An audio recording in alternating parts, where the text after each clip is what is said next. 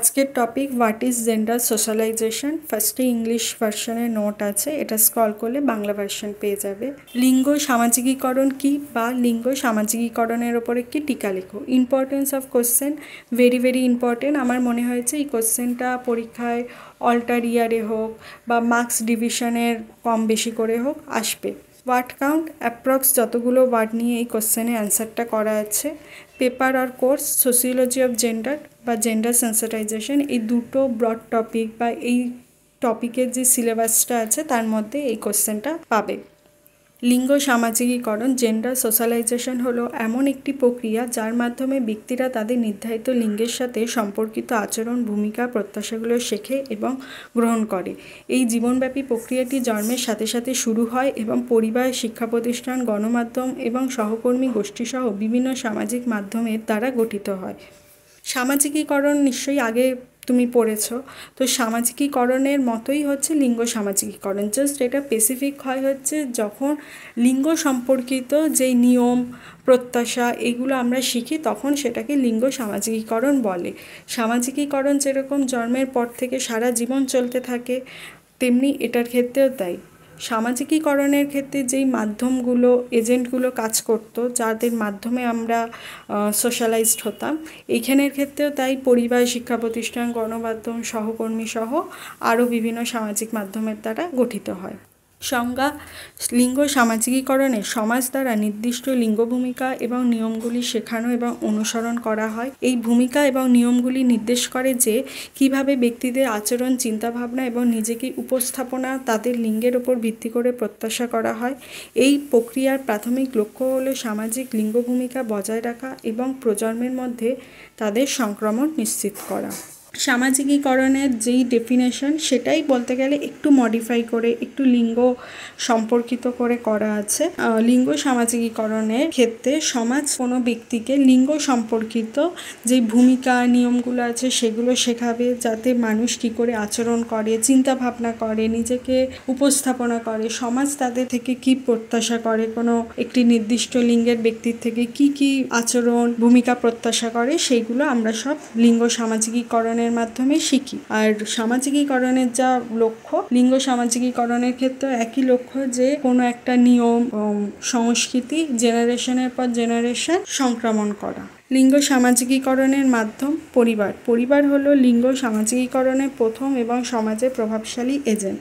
জন্ম থেকেই শিশুরা পারিবারিক অনুশীলনের মাধ্যমে লিঙ্গ ভূমিকা শেখে, যেমন বিভিন্ন খেলনা বরাদ্দ করা, যেমন মেয়েদের জন্য পুতুল, ছেলেদের জন্য গাড়ি এবং ঘরের কাজ ভাগ করা, যেমন মেয়েদের জন্য রান্না করা, ছেলেদের জন্য বাইরের কার্যকলাপ। শিশু জন্মানোর পর পরিবারেই মানুষ হয়, তো সেইখান থেকেই প্রথম জেন্ডার সোশ্যালাইজেশনটা শুরু হয়। যেমন তোমরা যদি কখনো খেয়াল করবে ছোট ভাই বোনদের ক্ষেত্রে, বা আস্তে আস্তে তোমরাও খেয়াল করবে ব্যাপারগুলো, যে জন্মের পর থেকেই কিন্তু আমাদের জেন্ডার সোশ্যালাইজেশন শুরু হয়ে যায়। মেয়েদের ক্ষেত্রে যেমন পুতুল গিফট করা, ছেলেদের ক্ষেত্রে গাড়ি, ট্রাক এগুলো গিফট করা, মেয়েদের ক্ষেত্রে রান্নাবাটি দেওয়া, ছেলেদের ক্ষেত্রে আবার ফুটবল, ব্যাট বল দেওয়া, এইসব আর কি। শিক্ষা প্রতিষ্ঠান। লিঙ্গ সামাজিকীকরণে স্কুলগুলি গুরুত্বপূর্ণ ভূমিকা পালন করে। পাঠ্যপুস্তক, শিক্ষকের প্রত্যাশা এবং সহকর্মীদের মিথস্ক্রিয়া লিঙ্গ নিয়মকে শক্তিশালী করতে অবদান রাখে। উদাহরণস্বরূপ, মেয়েদের ভাষা এবং মানবিক বিষয়গুলি অনুসরণ করতে উৎসাহিত করা হয়, যখন ছেলেরা প্রায়শই বিজ্ঞান এবং প্রযুক্তি বিষয়গুলিকে অনুসরণ করতে উৎসাহিত করা হয়। এখানে খুব স্পষ্টভাবেই বলে দিয়েছে যে স্কুলও কিন্তু লিঙ্গ সামাজিকীকরণের অবদান রাখে। সেটা কীরকম, তোমরা যদি খেয়াল করে থাকো 11-12 দেখবে আর্টসের ডিপার্টমেন্টে, আর্টস স্ট্রিমে মেয়েদের সংখ্যা একটু বেশি থাকে, সেই তুলনায় সায়েন্সে কিন্তু মেয়েদের সংখ্যা একটু কম থাকে বা ছেলেদের সংখ্যা বেশি থাকে। এরকম এটা কিন্তু স্কুল থেকেই আর কি এরকম করা হয়, এবং পরিবার থেকেও আর কি অনেক সময় বলা হয় যে না না, ছেলে তো মানে সায়েন্স নিতেই হবে, তো মেয়েদেরকে হয়তো অত বলা হয় না যে সায়েন্স নেওয়ার জন্য। তারপরে দেখবে যদি কোনো স্কুলে কালচারাল প্রোগ্রাম থাকে, সেক্ষেত্রে মেয়েদের ডাক বেশি আসে, মেয়েদেরকে পারফরমেন্সের জন্য ডাকা হয়। কিন্তু ছেলেদের ক্ষেত্রে আবার যদি কোনো স্পোর্টস হয়, কোনো খেলাধুলা হয়, তখন আবার ছেলেদেরকে বেশি আর কি উৎসাহিত করা হয়। তো এইগুলো কিন্তু, এই ছোট ছোট ব্যাপারগুলো কিন্তু আমরা স্কুল থেকে বা শিক্ষা প্রতিষ্ঠান থেকে শিখি। গণমাধ্যম, টেলিভিশন, চলচ্চিত্র, বিজ্ঞাপন সহ গণমাধ্যমগুলি লিঙ্গ সামাজিকীকরণে উল্লেখযোগ্যভাবে প্রভাবিত করে।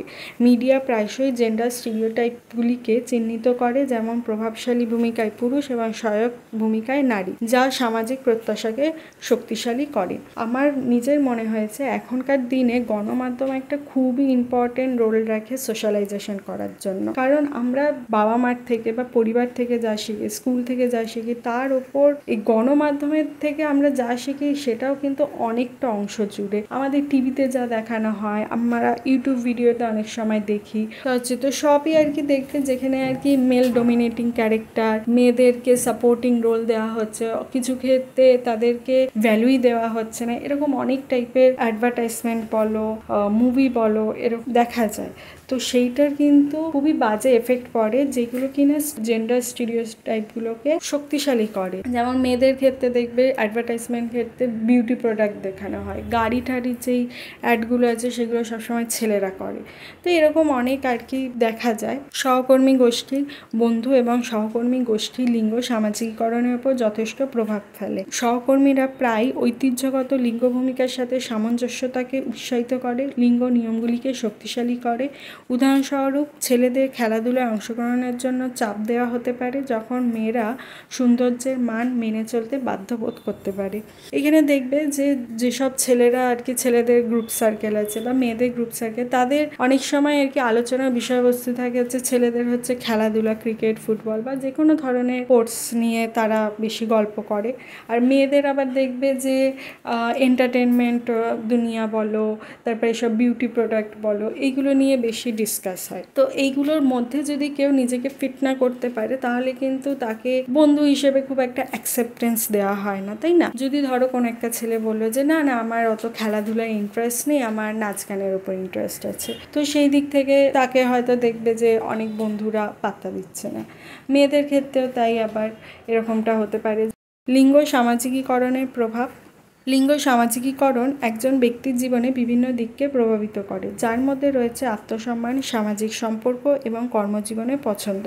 এটি স্টিরিওটাইপগুলিকে শক্তিশালী করে লিঙ্গ বৈষম্যকে স্থায়ী করে, যা লিঙ্গের ওপর ভিত্তি করে ব্যক্তিদের সম্ভাবনা এবং সুযোগগুলিকে সীমিত করে। উদাহরণস্বরূপ, পেশাদার পরিসরে নারীদের অবমূল্যায়ন করা হতে পারে, যখন পুরুষরা পুরুষত্বের ঐতিহ্যগত ধারণার সাথে মানিয়ে নিতে না পারলে চাপ অনুভব করতে পারে। মেয়েদের ক্ষেত্রে অনেক সময় দেখবে যে তাদের জন্য খুব স্পেসিফিক কিছু প্রফেশন আগে থেকেই যেন ঠিক করা আছে, যে তারা নয় টিচার হবে, নয় নার্স হবে, মানে এরকম টাইপেরই আর কি কিছু। তারা যদি খুব একটা বিজনেস উম্যান হতে চায় অথবা একটু অন্য ধরনের কিছু ধরো করতে চাইলো, সেখানে কিন্তু খুব একটা মেয়েরা এনকারেজমেন্ট পায় না। ছেলেদের ক্ষেত্রে অনেক ধরনের চাপ তৈরি করা হয় যে তাকে পরিবারের দায়িত্ব নিতে হবে, তাকে একটা ভালো চাকরি করতে হবে, তাকে সবসময় শক্ত থাকতে হবে, মনের দিক থেকে শক্ত। তো এইগুলো কিন্তু খুবই পুরনো ধ্যান ধারণা, মানে ঐতিহ্যগত লিঙ্গ নিয়ম বলা যেতে পারে বা ট্র্যাডিশনাল জেন্ডার নর্মস। উপসংহার: লিঙ্গ সামাজিকীকরণ সামাজিক লিঙ্গ নিয়ম এবং আচরণ গঠনে একটি শক্তিশালী প্রক্রিয়া। যদিও এটি সামাজিক শৃঙ্খলা বজায় রাখতে সাহায্য করে, কিন্তু এটি প্রায়শই লিঙ্গ বৈষম্যকে বাড়িয়ে তোলে এবং ব্যক্তির স্বাধীনতাকে সীমিত করে। লিঙ্গ সামাজিকীকরণের নেতিবাচক প্রভাবগুলিকে শনাক্ত করে মোকাবিলা করতে হবে। লিঙ্গ সামাজিকীকরণে পরিবর্তন আনতে হবে, যার মাধ্যমে আমরা লিঙ্গ সমতা এবং অন্তর্ভুক্তিমূলক সমাজ গড়ে তুলতে পারি।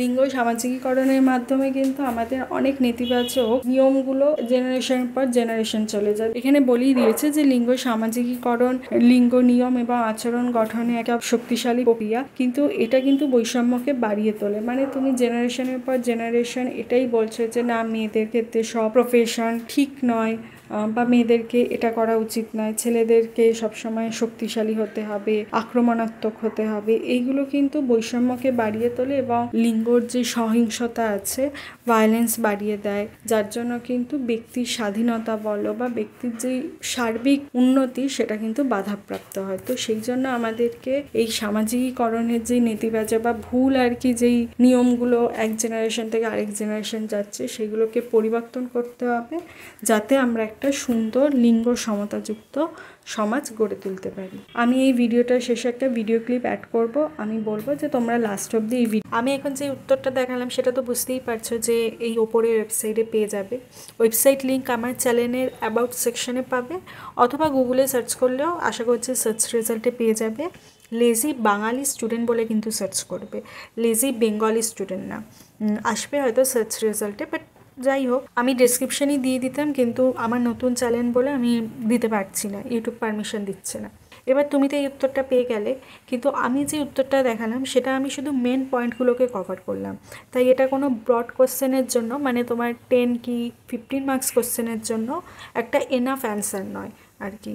তাই তুমি যদি চাও এই মেন পয়েন্টগুলোকে এক্সটেন্ড করে ব্রড কোশ্চেনের অ্যান্সার নিজে তৈরি করে নিতে পারো। এছাড়া আরেকটা উপায় তুমি করতে পারো, তুমি এই কোশ্চেন বা যে কোনো সোসিওলজি কোশ্চেনের জন্য আমার পেড ভার্সন নিতে পারো। এবার প্রশ্ন আসবে পেড ভার্সন কেন নেবে, বেনিফিট কি? তুমি পেড ভার্সনে প্রিমিয়াম কন্টেন্ট পাবে, মানে প্রতিটা কোশ্চেনের জন্য একটা স্ট্যান্ডার্ড অ্যান্সার পাবে, যেটা তুমি পড়ে এক্সামে লিখে আসতে পারলে একটা ভালো মার্কস এক্সপেক্ট করতে পারো। আর এখন তো 4 ইয়ার্স অনার্স কোর্সের জন্য 75%-এর ওপর মার্কস রাখা দরকার। শুধু অনার্সের জন্য নয়, 3 ইয়ার্সের মাল্টি ডিসিপ্লিনারি কোর্সের জন্য ভালো মার্কস দরকার। তাই তুমি পাস পড়ো কি অনার্স সেটা কোনো ব্যাপার না, এই পেড ভার্সনটা নিয়ে দেখতে পারো যে কীরকম কন্টেন্ট আছে। ভালো না লাগলে আর কিনবে না নেক্সট বার থেকে। আর এছাড়া যেটা আর কি পেড ভার্সনের অন্যতম আর কি মেন ফিচার্স, সেটা হচ্ছে যে তুমি বাংলা আর ইংলিশ দুটো ভাষাতেই কন্টেন্ট পাবে, মানে ম্যাক্সিমাম কন্টেন্ট তাই আছে। কিছু হয়তো শুধু ইংলিশে আছে কি শুধু বাংলায়। আর আমি কিছু কোশ্চেনের অ্যান্সারের জন্য ভিজুয়াল এলিমেন্টস ব্যবহার করেছি, মানে তোমার ফ্লোচার্ট, টেবিল, ডায়াগ্রাম, যেই কোশ্চেনের ক্ষেত্রে ব্যবহার করা যায় আর কি, যেটা ইউজফুল আর হেল্পফুল হবে তোমার জন্য। আসলে আমি চেষ্টা করেছি পেড ভার্সনটা যতটা স্টুডেন্ট ফ্রেন্ডলি করা যায়, মানে যাতে তোমার পড়তে, বুঝতে আর মনে রাখতে সুবিধে হয়। আর টেস্টিমোনিয়াল হিসেবে আমি বলতে পারি আমি নিজেও এই অ্যান্সারগুলো পড়ে 75%-এর ওপর পেয়েছি। ইনফ্যাক্ট আমি নিজের সময় এত এফোর্ট দিয়ে নোট বানাইনি যতটা এখন এফোর্ট দিয়েছি, কারণ আমি চেয়েছি তুমি যদি পেড ভার্সনে টাকা ইনভেস্ট করো তাহলে তোমার ইনভেস্টমেন্টটা যেন ঠিকঠাক মনে হয়, ওর্থফুল মনে হয়। এবার পেড ভার্সন কিনবে কী করে? পেড ভার্সন কিনতে চাইলে এই যে লেখার শেষে বা কোথাও এরকম একটা ব্যানার দেখতে পাবে, যেখানে ক্লিক করলে তুমি ডাউনলোড পেজে রিডাইরেক্ট হবে, বা একদম ওপরে ডাউনলোড অ্যাপের যে ব্যানারটা আছে এখানে ক্লিক করতে পারো, দুটোতেই একই পেজে ল্যান্ড করবে। এবার এই পেজে তুমি সাবস্ক্রিপশন রিকোয়েস্ট করে পেড ভার্সন কিনে নিতে পারবে। আর পেড ভার্সন অ্যাক্সেস করার জন্য একটা অ্যাপ্লিকেশন ডাউনলোড করতে হবে, যেটার বাটন এখানেই দেওয়া আছে।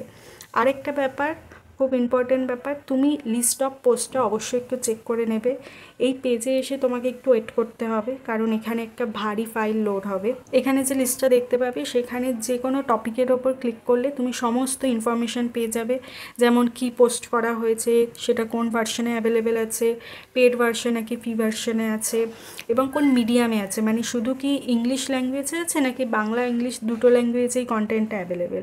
শেষে একটা কথাই বলবো, তোমার যদি ভিডিওটা ভালো লাগে তাহলে ভিডিওটা লাইক করো, বন্ধুদের সাথে শেয়ার করো, আর চ্যানেলটাকে সাবস্ক্রাইব করে রাখতে পারো সোসিওলজি রিলেটেড কন্টেন্টের জন্য। আর ভিডিওটা শেষ অবধি যদি কেউ এত অবধি দেখে থাকো তাহলে অসংখ্য ধন্যবাদ।